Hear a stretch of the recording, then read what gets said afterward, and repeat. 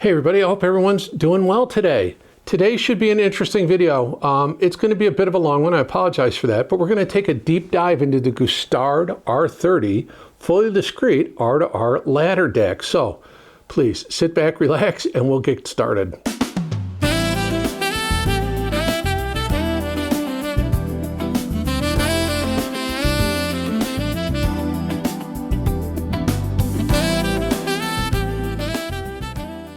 Well, before we get started, big shout out to IsoAcoustics for providing this unit to me for review. Now, they did provide the unit. It's going to go back to them when I'm done.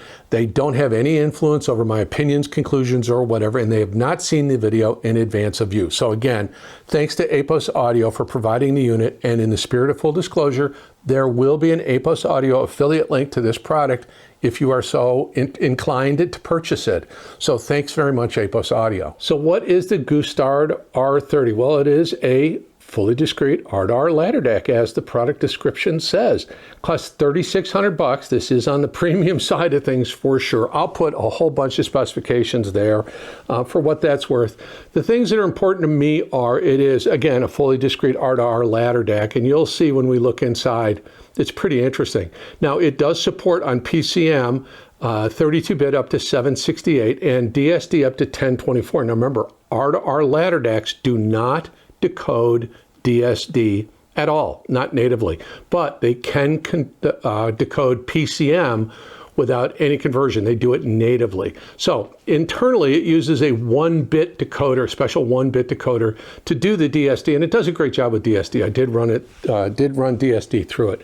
Now, it does have some streaming capabilities via an Ethernet connection only, which I don't have. I apologize for that, so I was unable to test it, but it is room ready, Spotify Connect, AirPlay, DLNA, all of that other stuff. Now, it does also use an FPGA, field programmable gate array, and that is for programmable logic for clock and signal control internally. It does use an XMOS XU216 processor for handling USB, the asynchronous USB input. Remember, XMOS processors are the USB traffic cop, and it handles all the optical coaxial AES-EBU and the HDMI I2S inputs. Now, it does use a very sophisticated clocking system. We're going to do a little bit of a deep dive in it, and it uses a precision, what they call an SC cut OCXO, or oven controlled crystal oscillator, and it uses what Gustard calls a GCLK02, I think that's proprietary, module with the FPGA timing control, plus it can also accept an external 10 megahertz clock, and we're going to talk about that. I had one hooked up for it. It has good goes in and goes out, as you'll see when we look at the front, the back, and we open it up and go inside. One thing that is nice, if you did want to just do a full digital front end, this does have a passive resistor ladder volume control, which you can defeat, but it is not a pot and it is not an electric one. It is actually a resistor ladder. Now, it is a fully discrete output stage. There are no op amps in this unit at all, and the chassis is just magnificently built. Just amazing. So why don't I talk a little bit more about detailed features on this particular product? Well, Gustard's marketing materials say that they've designed the R30 as a reference grade R2R DAC, and they emphasize they combined precision clocking, discrete circuitry, and of course they do add some streaming functions, which I was unable to test. Now, R2R DACs, keep in mind, this is something that makes them very different. Any Delta Sigma chip, which is ESS Sabre, AKM, Cirrus Logic, Wolfson TI, Burr Brown, there's a bunch of different ones out there that are Delta Sigma. Now, Delta Sigma does not decode PCM. That's the native, what's coming out of the stream or off the CD is PCM. So they have to oversample it to convert it. With a ladder DAC, it can decode PCM 24-bit or 32-bit word without any oversampling, without any conversion, without anything. It just does it natively. But a resistor ladder DAC won't do DSD. I don't care what anybody's literature says. It can't do it. So in this case, they use a true 1-bit decoding circuitry. Very good. I tried it. That will decode up to DSD 1024. And I don't think there's anything at 1020. I don't think there's anything beyond DSD 128. Anyway, it doesn't really matter. So it does have a direct DSD mode, and so that bit stream bypasses the PCM conversion entirely, bypasses the resistor ladders, and it's done through a 1-bit switching array. And that kind of the idea is to preserve the micro details and the timing integrity. Now, we're going to do a little bit of a deep dive on it, but this uses what's called an OCXO clocking system, or oven-controlled crystal oscillating clock system, and it maintains timing stability. Oscillator crystals can drift with temperature. So by having an oven-controlled, a temperature-controlled environment for that crystal to live in, it maintains its clocking much more accurately, much more consistent. And the idea is to minimize jitter throughout the whole process. Now, it does have an FPGA, as I mentioned, and that obviously, the FPGA is kind of the brains of the operation. It handles digital signal routing, oversampling, clock synchronization. It's kind of the CPU, as it were, of the unit. When you put all of that together, the systems deliver what they claim to be a clean, time-accurate conversion with minimal phase distortion. I'll give you my thoughts on it when we do the summary. So, has a lot of good stuff. You know, we're going to, as a matter of fact, let's do this right now. We're going to take a look at the front. We're going to take a look at the back. I'm going to open it up. We're going to go inside and play around. Here we are looking at the front panel of the G30. I have the master power switch on in the rear so that the little G is illuminated, but it's in standby mode. I'm going to go ahead and use the remote control. One note about this remote control. I would expect this remote control in a $150 FunFi product, not a $3,600 product. It should be a nice metal, heavy-duty, very well-designed remote. This is kind of cheaping out. Anyway, I'm going to use it to turn the unit on, and I'm going to use it for running through the menu system. Now, it'll go through its wake-up sequence here, and you'll see it. And actually, what I'm going to do is, over on this side, our manual controls, it's a touchscreen. If you want to control things from here, you can. I'm actually going to zoom in on this particular section of the screen, and then I'm going to use the remote control to actually change those functions. So give me 1 second to do that. Well, hopefully you can see things clearly now. Right now, it is on USB, and it is PCM 44.1, and it is fixed volume. It can be a preamp. This does have a stepped relay attenuator built in, so good quality volume control. If you want to use it in an all-digital system, you notice the screen dims slightly. It does that pretty quick, and it makes it a little bit tough to read from a distance. But I'm going to go ahead and step through a number of different functions here, and I'm going to use the menu button to do so. So the first one we see is PCM filter, and that we have a couple of different options on.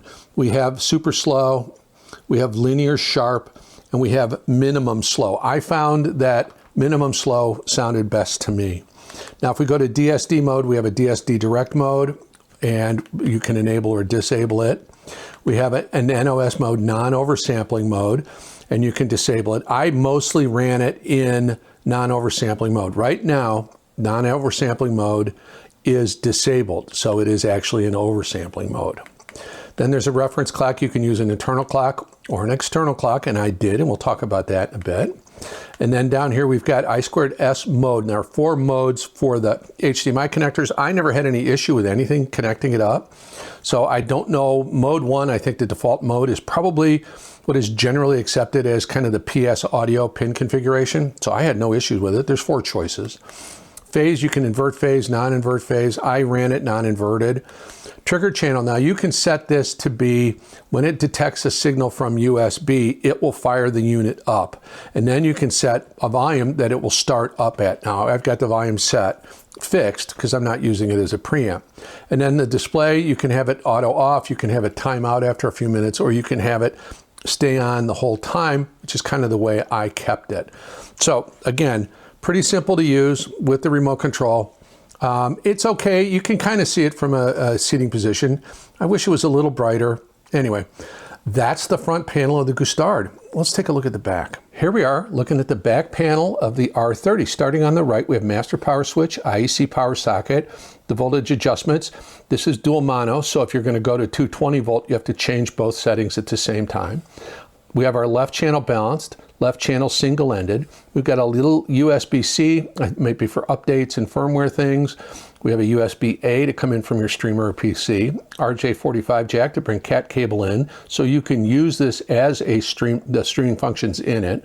A little micro SD card slot. I have no idea what that's for. If I find out, I'll put it at the bottom of the screen. Trigger in and out. We have Spitifon AES EBU, Spitifon coax, Spitifon Toslink, our two I2S inputs, 10 megahertz clock input on B and C, and then our right channel balanced and single-ended.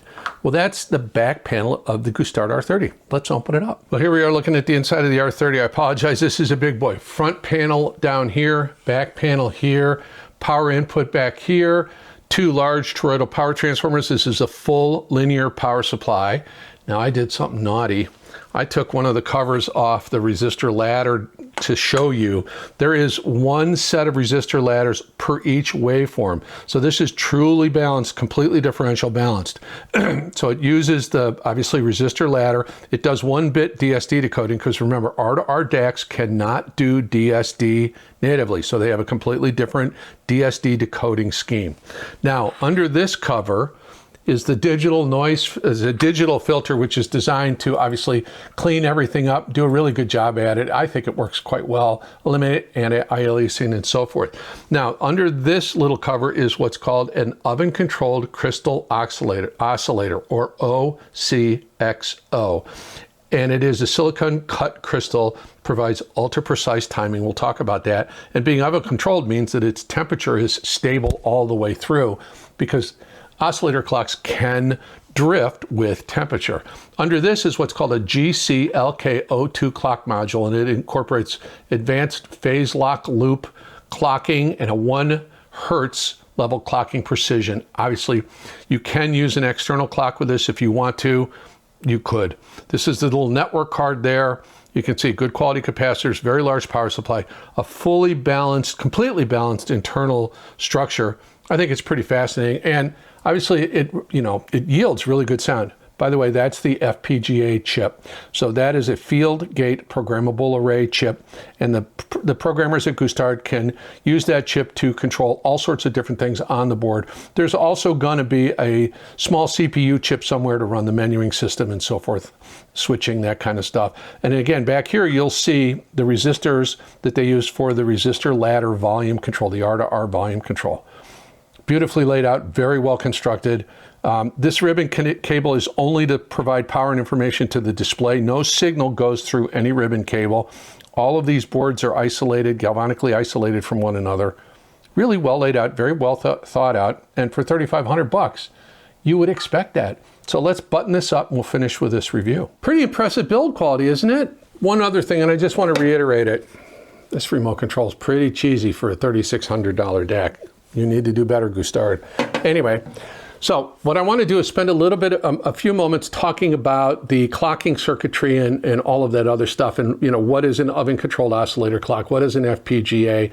What does all of that stuff mean? What's it do? And so forth. So R2R DACs are highly sensitive to timing errors. So that's the problem. An R2R DAC converts digital samples directly to analog voltages using the resistor network. Again, they don't need to oversample. They can do natively.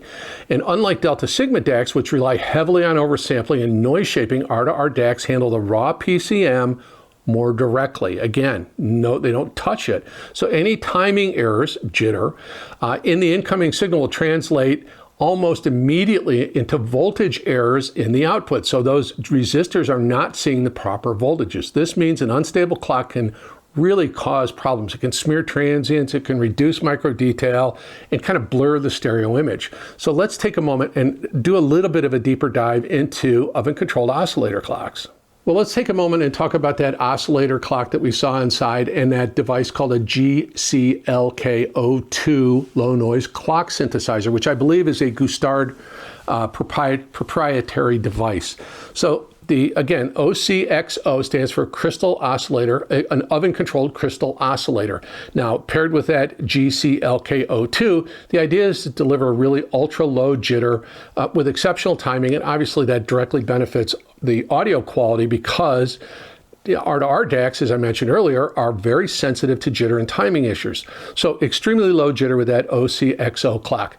Really enhanced timing accuracy. The SC cut OCXO clock, and I don't know what SC stands for. If I can find out, I'll put it down here. It's oven controlled, and crystals can change their characteristic with temperature. They can drift, their timing can drift. When you can temperature control that crystal, then obviously it stays much more stable, and everything is, all of the integrity of the bit stream is preserved. Now, this whole signal has been, this whole chain of clocking devices has been optimized for the R2R DAC. Again, they're very sensitive to timing issues. So what we get with all of this, the combination of all of these little devices and circuits, is improved stereo imaging and soundstage, and I'll talk about that in the summary. Better detail in microdynamics, and again, I'll talk about that in the summary, and much more consistent performance across sessions, which I guess if your room varies in temperature or whatever, the oven control will make a difference. Mine doesn't. So again, the technical highlights are the oven-controlled oscillator clock. It maintains its precision timing. The proprietary GCLK02 low noise synthesizer gives femtosecond jitter performance, even though they don't publish a jitter specification. So I don't know what that is. Hopefully it's good. And again, we'll talk about a little bit about it because I did connect an external 10 megahertz clock to it. So the clocking system in this is designed to units designed to be kind of standalone. If you want to put a clock on it, you can. I'll talk about whether or not I think it actually needs it when we kind of do some summary, and I'll give you an overview of the little clock I used on it. So anyway, that's kind of the look at the oven-controlled crystal oscillator clocks. Well, some people complain I spend too much time talking about the gear I use to test it, but if you're going to spend $3,600 on a DAC, you better know how it sounds with equipment that is price appropriate for it. And so that's the goal. And also there are synergies involved, and we'll talk about that in the summary. So for integrated amplifiers, because I've got it in, I've got the Luxman AP507 integrated. Oh man, at 11 grand, that thing is magnificent. It is absolutely, you're gonna have to wait for the review. Oh, wow. I did use, because I know the sound of it so well, my Advanced Paris A12 Classic. That runs about $4,600. That is a big Class AB with Class A bias and a tube preamp. I know the sound of that really well, which is why I go back to it. It's my touchstone. I also use the Black Ice F22 for tube amplifiers. Again, that's my touchstone. I know the sound of that really well, and I was running it with Ray Reserve EL34s when I was testing it with this. Now, I did use separates, and I did use for preamps, I used the Black Ice F360, which I love. I used Thomas's Galleon TSP75. That's a little giant killer. That thing is wonderful, beautiful tube sound, nice build quality. It's got some shortcomings, but at its price, it's really good. I also used the Electrocompagnie EC 4.8 Mark II, because I used that with the big Electrocompagnie amps. And then the little, I think the best kept secret in the industry for preamp, the Advanced Paris XP700. That thing continues to amaze me.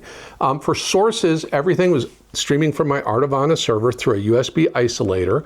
I did use the Shanling for time, the Shanling ET3 CD transport. That was a good combination. But for fun, because I'm doing something else with it, I went in the back room and I dug out my early 90s, mid 90s, yeah, probably 93, 94, vintage Harman Kardon FL 8385 disc carousel CD changer. And it works wonderfully. I took the coax output from that and I ran it into the Wired for Sound Remedy SPDIF reclocker, and then I ran in on coax, I ran out on optical into this. Great combination.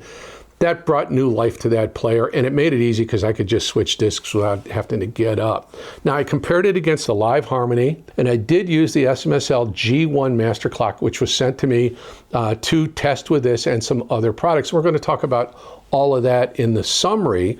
And for speakers, the Martin Logan Impression ESL 11As at 12 grand, the Magnapan 2.7i, the standard edition, at about $6,000 or so. The 2.7Xs, which have the upgraded crossover, wow, at around $10,000 for the pair.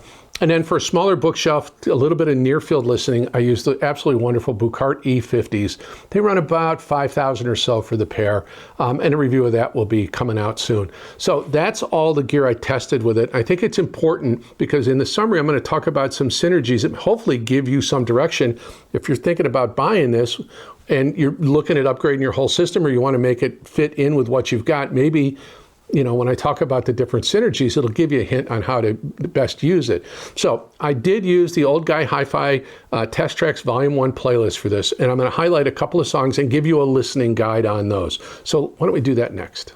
So the first track I want to talk about is this track from Dobra Hozier, I'm mispronouncing it, a Polish cellist, called Timelines. Now, you've heard me refer to her before in a duet with Hannah Rania on that Bella Flag, a White Flag disc or album or stream or whatever you want to listen to it.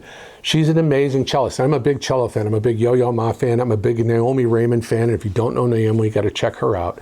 So what I want you to listen to with this is kind of the tone and texture. This should be a very warm, kind of organic cello sound. I want you to notice kind of the bowing on the strings versus the pizzicato, where it's a little bit faster, bowing or plucking on the strings. The dynamics should be a wide range from very quiet intimacy to very expressive climaxes. There is a lot of feeling. The cello and viola and those kinds of string instruments kind of fall within the human vocal range, from a baritone male to, a soprano female or a high-pitched voice.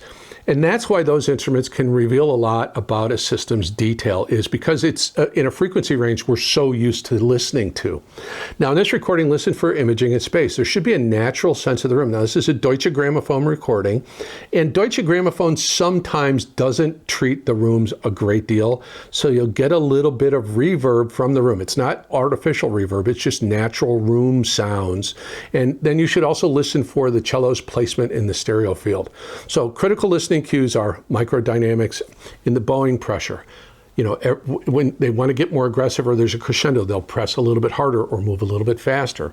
I want you to listen for harmonics and overtones when they sustain a note, because remember, a violin can sustain a note if the way they bow, if the timing across or the bowing speed across the note is exactly the same. It's, the note's the same whether they're bowing backward or forward. And I want you to hear for the decay of notes. There should be, as I mentioned, that natural room presence. Like I said, Deutsche Grammophon doesn't overdamp the recording spaces, so you'll get a really good sense of room presence on this particular recording. So the next recording is a real fun one. It is from Bella Fleck, Edmar I'm going to mispronounce his name, Castaneda, and Antonio Sanchez, and it's a track called Kaleidoscopes. I'm sorry, I do have notes. On this one, what I want you to listen to on the tone and texture side of things, it's a very bright banjo, very aggressive. Bella Fleck is amazing on that. There's a very resonant harp, crisp drums, and acoustic guitars. There's a lot of things going on in this. And listen in deeply. It's got a very Latin rhythm to it. So listen in and listen for Bella Fleck on the banjo, because he's amazing. And, like I said, the harp and the guitar and the percussion sounds and so forth. So for rhythm and dynamics on this, it's a very complex interplay. There's a lot of stuff going on. There's a lot of syncopation. There's tempo shifts. There's a lot of kind of interaction between the various musicians. And they're kind of, it's a conversation, but it's a complex conversation, and on a couple of occasions they may be talking too fast. So for this one on imaging in space, there should be very clear instrument separation. There's no blurring of this. Now, again, this is a studio recording, so whatever imaging is there was created by the mixing engineer, but what you want to listen for is each instrument should occupy its own space. There should be a definite and firm placement for those instruments in the soundstage. So critical listening cues on this is percussive clarity on the plucked strings. Bella Fleck hammers those strings on the banjo a lot. There's a lot of interaction between the drums and the melodic instruments, the strings, the harps, the guitar and the harps and the banjo. And there's a lot of micro transients, especially on the percussive hits and on the string plucks. I want you to listen for those. This is a fun recording. This is off a great album too. So check it out. So for the last recording, I recommend this one, Holly Cole, Loving You. Holly Cole's voice is absolutely magnificent. For this one, for tone and texture, it's very intimate, slightly smoky, little torchy, sort of very warm instrumental sounds, very warm piano sounds. The dynamics on it is very soft, loud. Remember, piano in Italian means soft, loud. So there are some very, very soft passages. There are some good crescendos. There's some very expressive phrasing, especially in her voice and some of the accompanying instruments.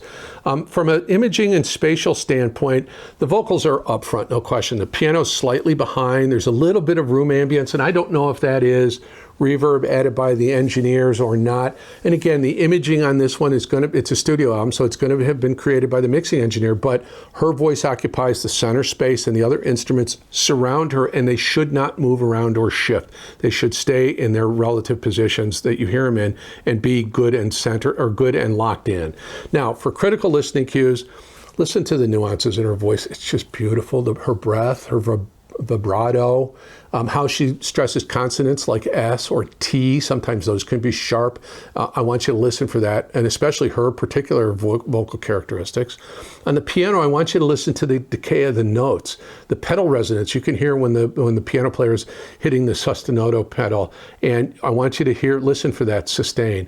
And then layering and reverb cues for depth and space. And again, the reverb has been applied by the engineer that did the recording, but there is a little bit of spatial sound, especially with the piano, because you don't want to overdamp the space where a piano is being recorded, just because it doesn't sound natural when it is. You don't want to put pads all over everything. So listen for those reverb cues, and it'll give you a little bit of a sense of depth and kind of space. So now that I've told you about the music I use, let's start to wrap this thing up, and I'll give you some comparisons with other DACs and then summarize and so forth.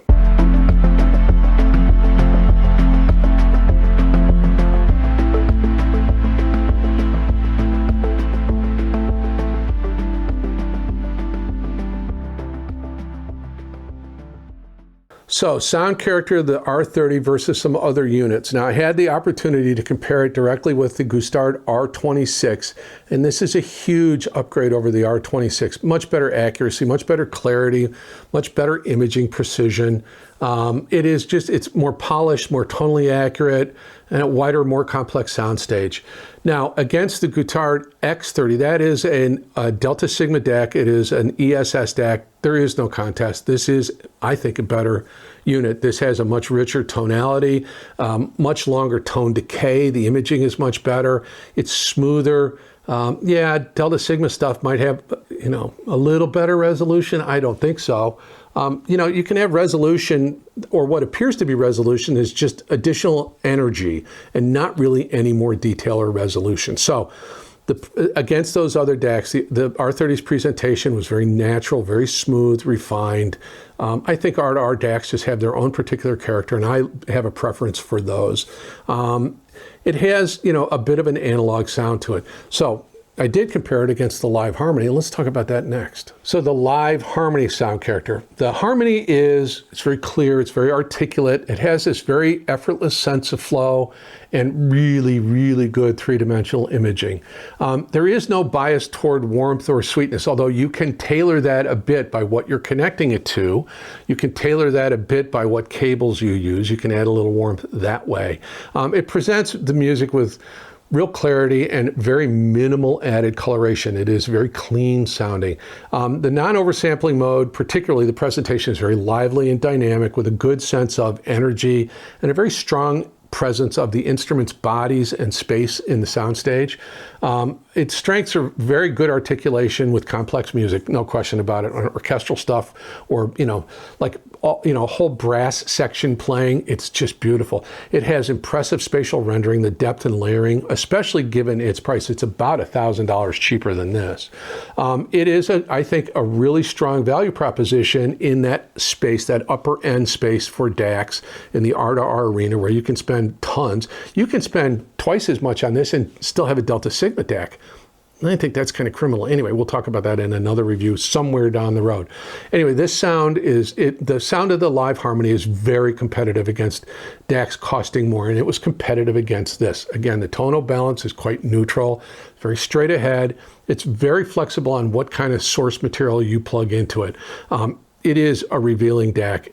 It also can show up weaknesses in your entire audio chain, from your streaming source or whatever that happens to be, the CD player or whatever, and your amps and your speakers and all of that other stuff. Some people might prefer a bit more lushness or romantic coloration.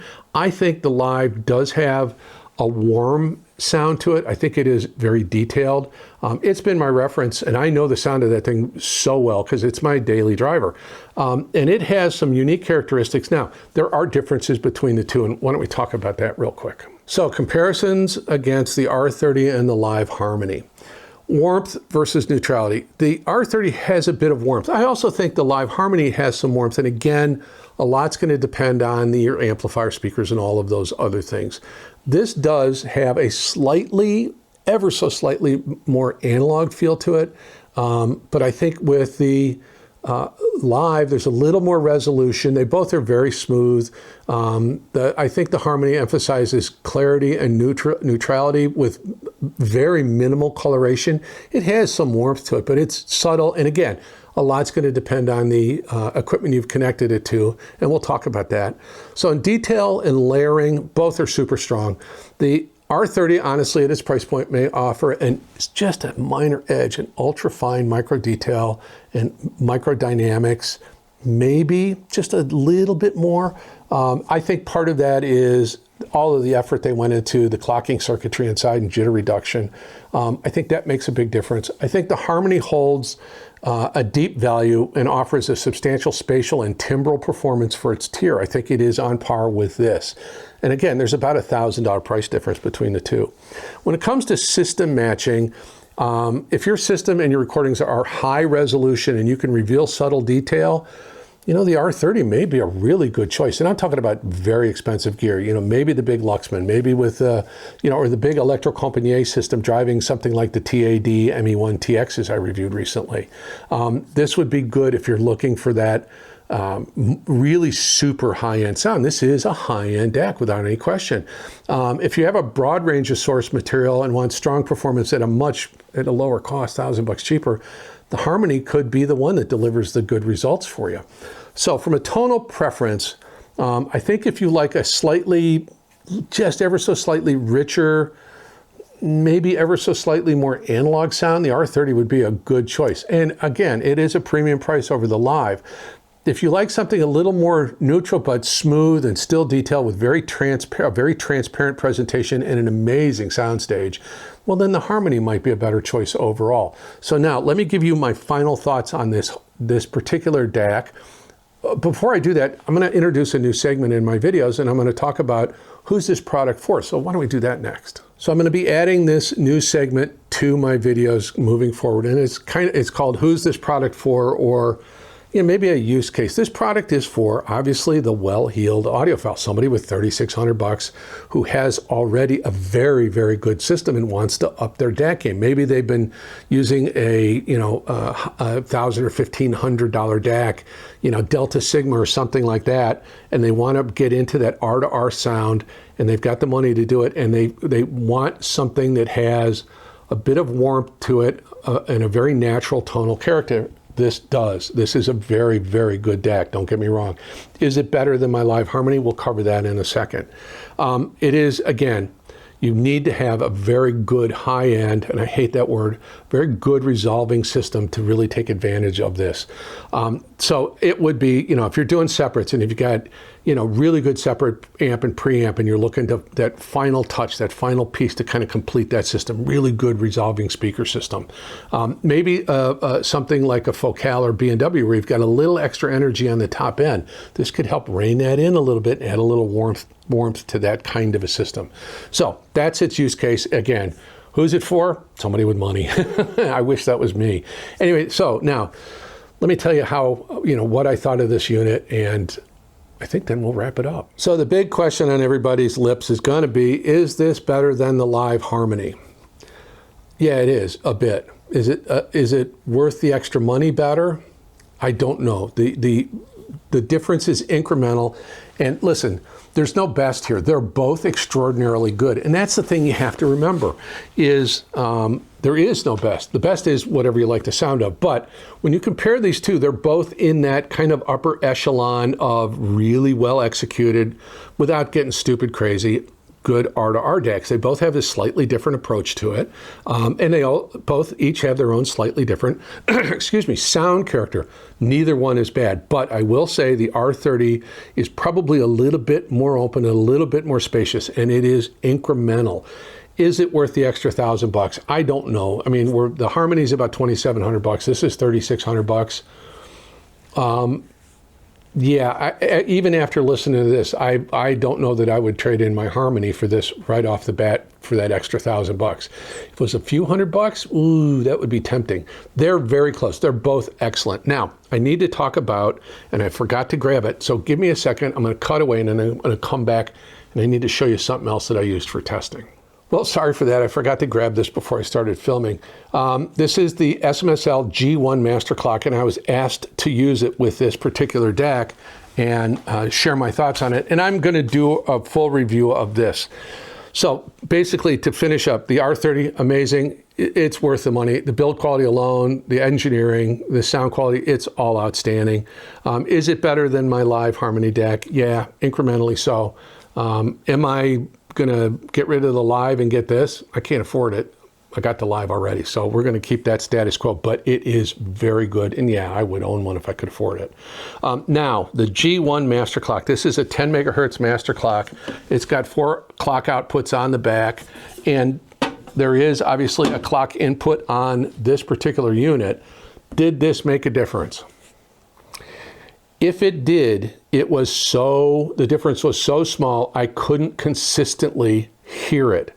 I thought some days, oh yeah, it's making a difference. Some days, no, because I can switch in from the remote control on this and turn and disconnect or not use the clock input or use the clock input. So I could A/B switch. And again, on some occasions, I thought I heard a difference. On other occasions, well, I didn't think I heard a difference.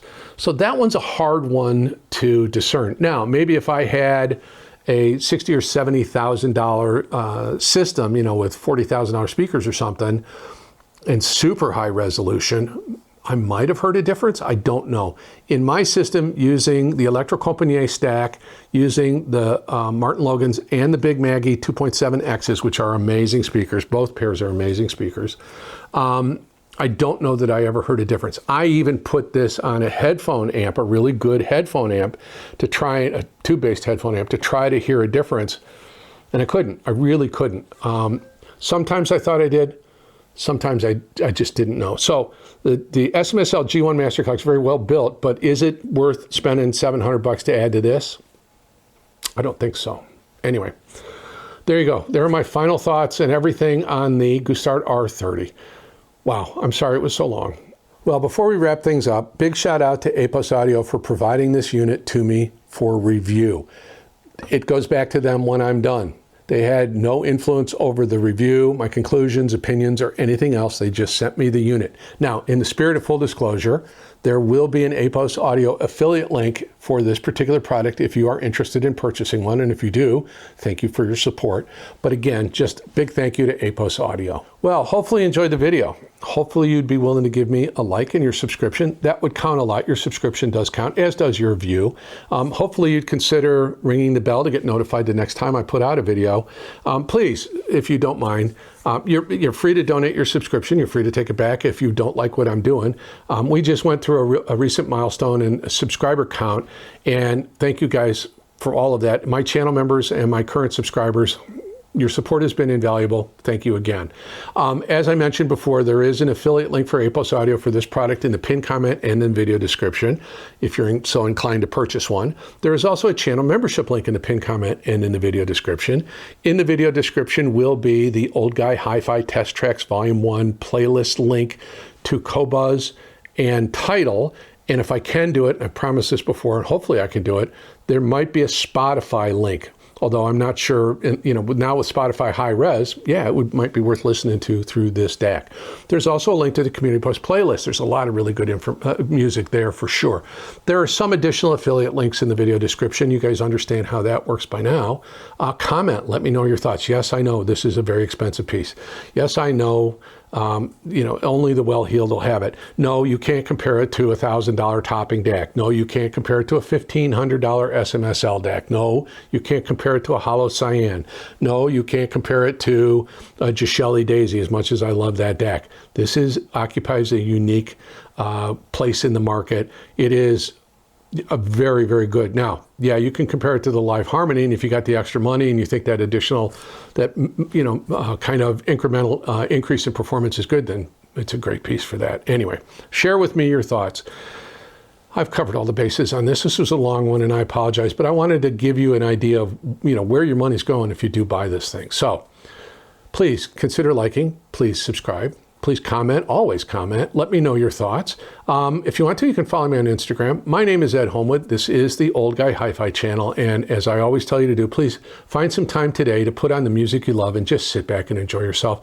Thanks so much for your time. I really hope you have a wonderful day.